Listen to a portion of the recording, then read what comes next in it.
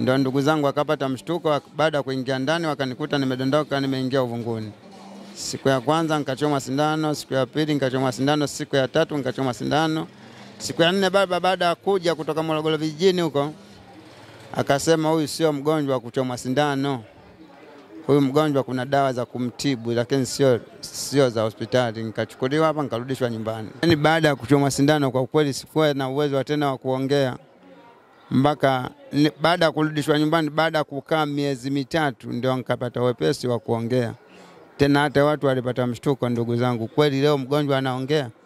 Kwa sasa mimi naona changamoto inanikabili, mkono kuna muda unagoma, huwezi kunyoka ukafanya kazi.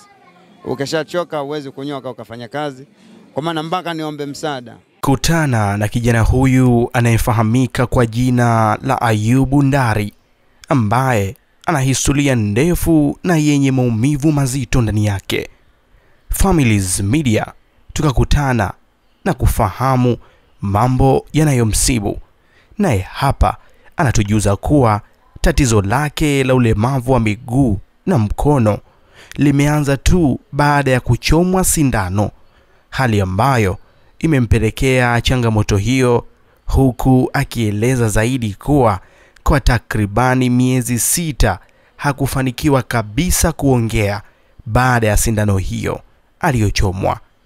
Hii ni ripoti kamili kutoka Families Media. Karibu. Kwa jina naitwa Ayubu Ndari.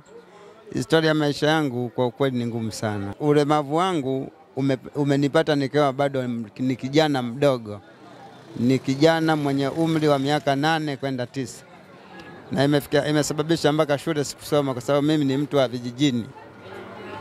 Baada ya kupata ulemavu, baada ya kupata tatizo nikachomwa sindano, ndio likatokea tatizo kama hili. Baada ya kupigwa sindano likatokea tatizo. Baada ya kutokea tatizo, baba akasema nimchukue huyo kijana, sio kupigwa sindano, huyo inatakiwa akatibiwe na dawa za kienyeji. Kwa maana nikatolewa mjini nikarudishwa vijijini.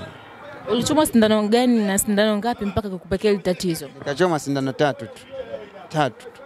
Na kitu cha kinanisibu ni ugonjwa wa kichwa. Kichwa kiniuma sana sana. Baada ya hapo nikachomwa sindano 3 likatokea tatizo kama mnavyoniona. Baada kuingia ndani wakanikuta nimedondoka, nimeingia uvunguni. Baada ya hapo nikatolewa nikapelekwa hospitali Kigulunyembe. Siku ya kwanza nikachomwa sindano, siku ya pili nikachomwa sindano, siku ya tatu nikachomwa sindano. Siku ya 4 baba baada ya kuja kutoka Morogoro vijijini huko akasema huyu sio mgonjwa wa kuchomwa sindano. Huyu mgonjwa kuna dawa za kumtibu lakini sio za hospitali. Nikachukuliwa hapa nikarudishwa nyumbani. Sawa. Na baada ya hapo sasa ulipelekwa katika kwenda kuogeshwa dawa za kienyeji. Hali hii ilikukuta pale ambapo ushachomwa sindano, ama ulipoenda kuogeshwa dawa za kienyeji hali hii ikarudi kuwa katika hali kama hii sasa hivi? Baada ya kuchomwa sindano ndio ikatokea hali kama hii hapa. Kule tu nikaenda kupozwa, sasa akasema tunampoza. Na ndio nikapata kidogo wepesi wa kunyosha mkono kama hivi unavyoona, naweza nikaunyosha na kuurudisha. Lakini nilikuwa sina uwezo wa kunyosha mkono huu wala kurudisha. Na naweza kufanya shughuli zangu ndogo ndogo ilipokuwa mkono haushiki, lakini mwenyewe kwa kuulazimisha naweza nikafanya shughuli zangu kwa kuulazimisha. Tukahitaji kufahamu, je, ana familia?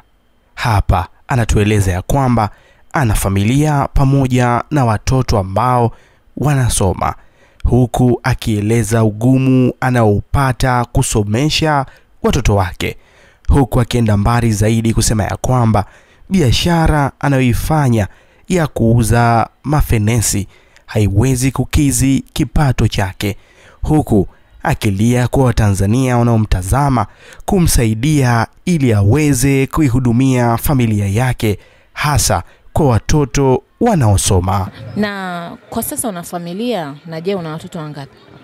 Na familia ya mke na watoto 3. Watoto wote wa kiume na wote wanasoma. Mmoja juzi tu akamaliza shule darasa la 7. Hapa bado nina changamoto ya kumwanzisha tena Form 1, sijui nianzie wapi. Je, akitoka Form 1 kisha sijajua kama kwenye majibu ya darasa la 7 atapofaulu nitampeleka wapi na nitaingilia wapi, nitaanzia wapi. Kazi yenyewe kama hivyo mnavyoiona. Kwa sababu hapo mimi natafuta hela kula, na inawezekana hela kula nisipate, bado nikaenda kuomba kwa familia yangu inisaidie. Kwa hivyo kama kuna mtu anaoguswa na hili, mimi nilikuwa nahitaji msaada. Sawa, pole sana kwa changamoto. Vipi kwa biashara yake ya kuuza mafenesi ambayo ndiyo biashara anayoifanya?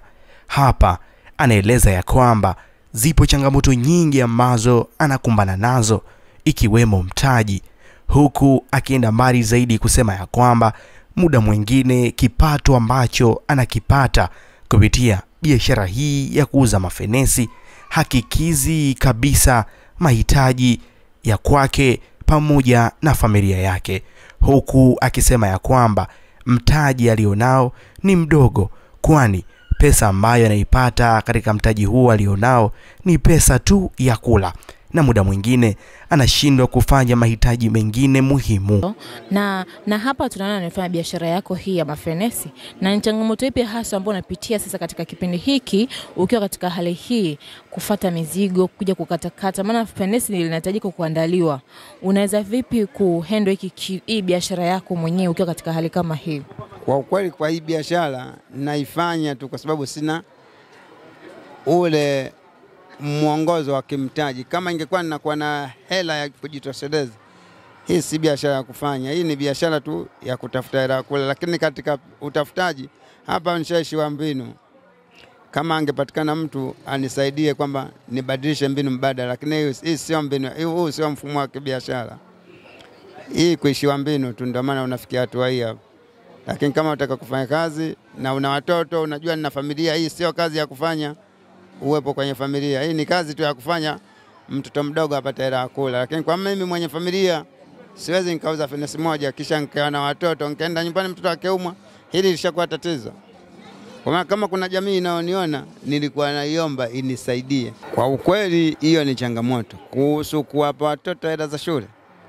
Mipango kwa uwezo wa Mungu inapatikana. Kwa mipango ya Mungu hiyo hela ya kwenda shule mtoto inapatikana kila siku.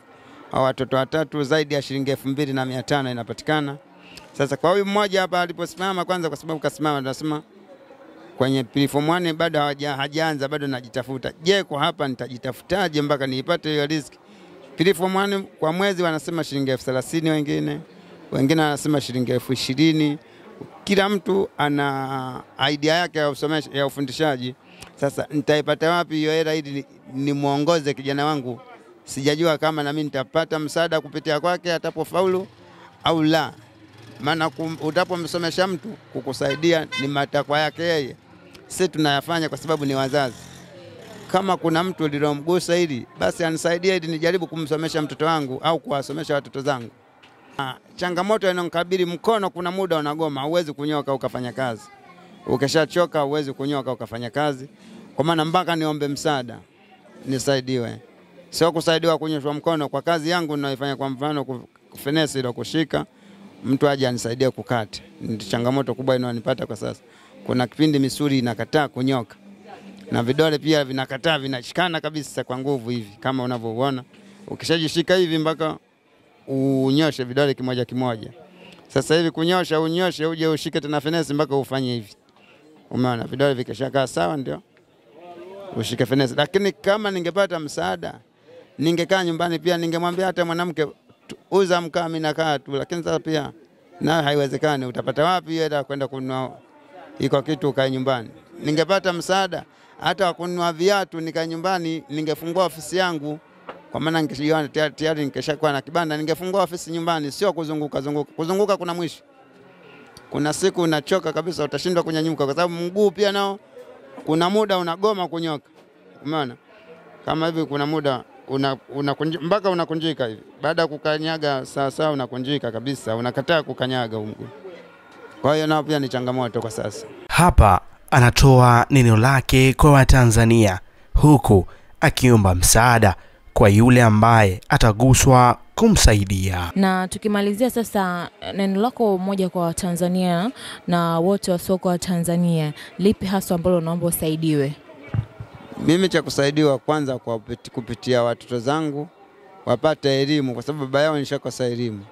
Kwa maana ningepata mtu wa kunisaidia kusomesha watoto zangu ingekuwa bora zaidi na eneo ya kujihifadhi.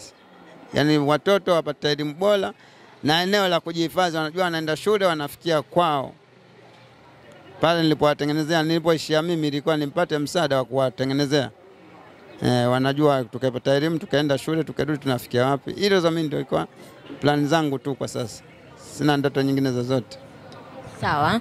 Namba yako ya simu na jina linalotoka. Namba yangu ya simu 0654 13 15 82. Inatoka Ayubu.